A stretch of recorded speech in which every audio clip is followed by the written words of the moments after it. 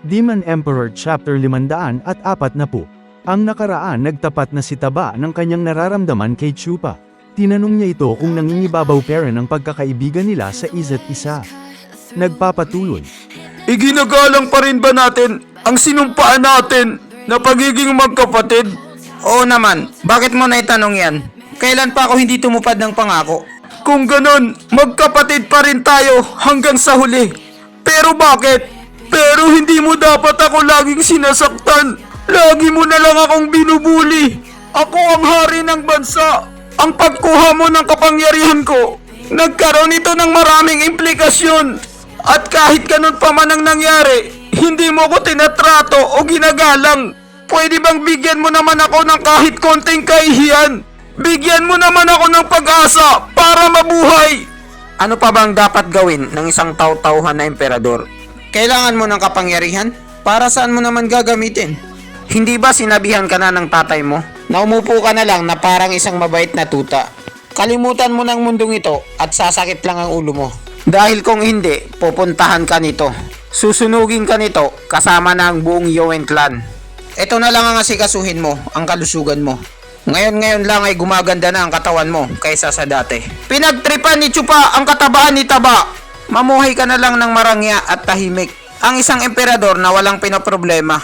At mag-focus ka na lang sa mga gusto mong gawin sa buhay. Ginawang tambol ni Chupa ang malaking tiyan ni Taba. Katulad na lang ng pagpapapayat at pagpapaseksi para mabawasan ang taba mo. Parang isang immortal ba? Bakit? Ayaw mo ba yon? Biglang nagalit si Taba at tinapik ang kamay ni Chupa dahil pinagloloko na siya. Isa akong emperador at mayroon akong paninindigan na gustong gawin.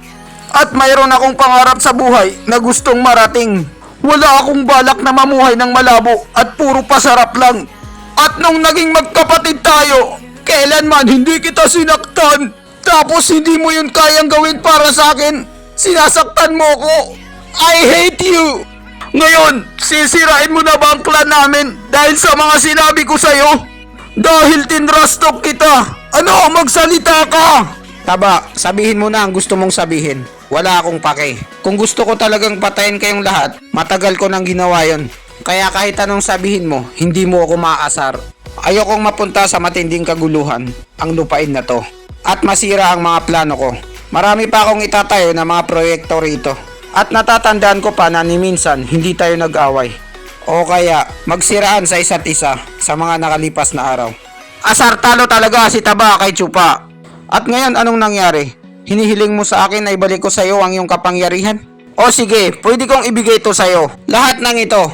Bagamat na pag-isip-isip mo na ba kung anong magiging kahinatnan ng binabalak mo? Anong ibig mong sabihin na magiging kahinatnan? Ang tinutukoy ni Chupa ay ang 3 sekto na gwardiya ng Luzon.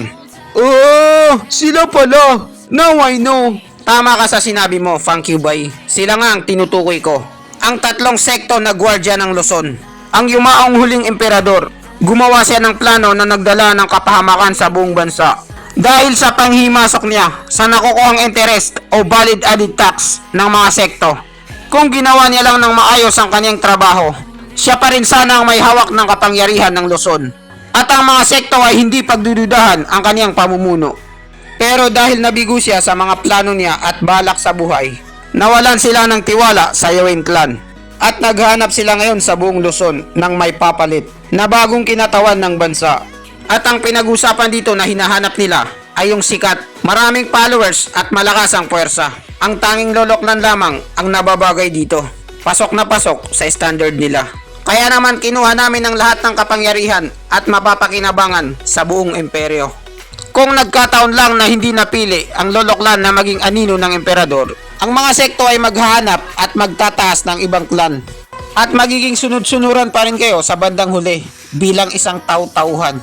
Ang pinaka-importante sa kanila ay makakuha agad ng bagong hahawak nito para tuloy-tuloy pa rin ang pagbigay ng buwis. Kung ganun, wala na palang pag-asa.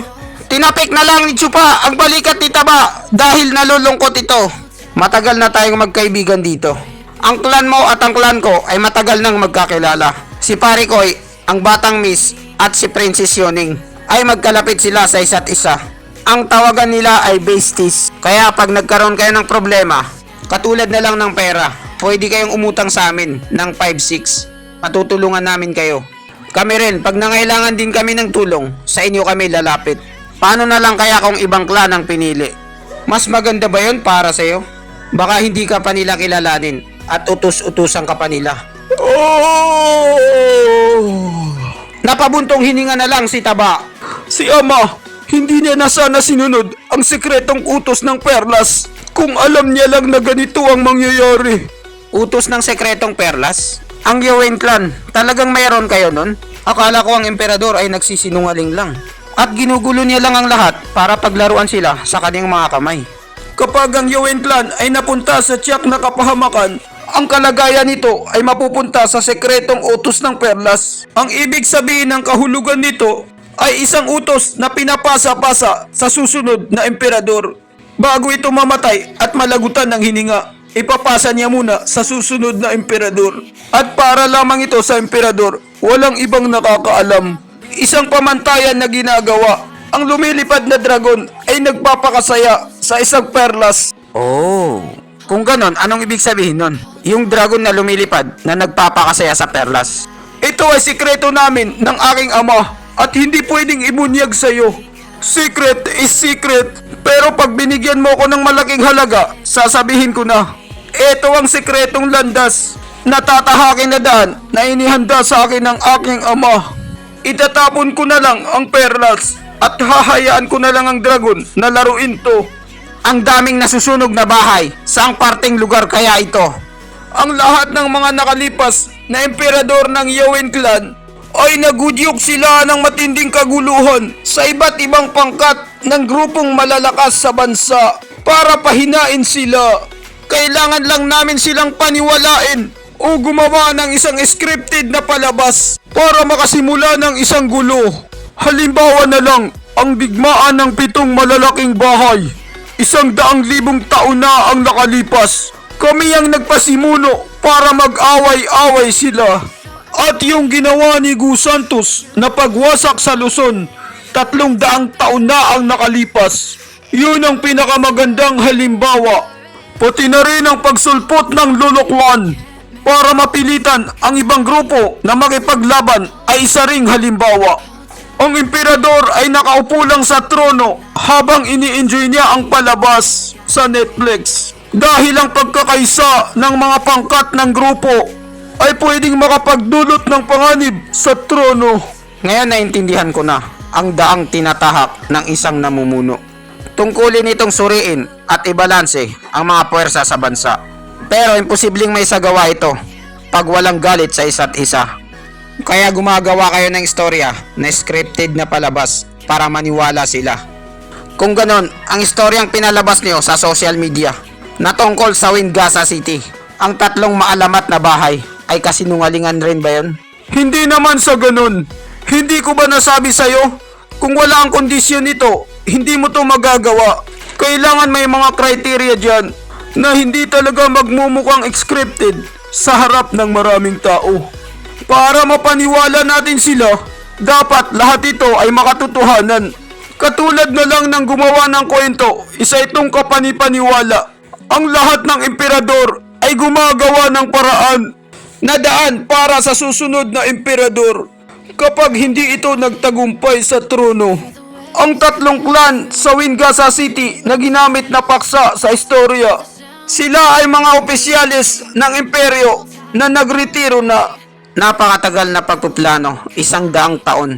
Sigurado ako na ang clan nyo ay punong-puno na ng storya na stock na ganun. 2 muka ang ginagamit nyo, mga traidor kayo.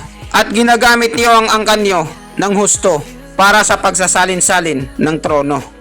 Ang isang emperador ay namumuno na mag-isa lang siya sa tinatahak niyang landas at napapaligiran siya ng maraming kaaway. Kapag naging mabait ang emperador, makikita nila yon bilang kahinaan niya at yun ang gagamitin nilang alas para mapatumba siya. Pero kahit ganun pa man, hindi alintana na ang aming clan ay natalo sa'yo. Ang lumilipad na dragon na nagpapakasaya sa perlas ay tapos na ang istorya ng buhay niya. Winasak ito sa nakakapangilabot na paraan sa kamay ng papalipad na demonyong dragon.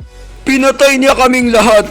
Nagkatinginan at nagkatitigan si Chupa at Taba na parang may something sa kanilang dalawa na biglang nag-spark.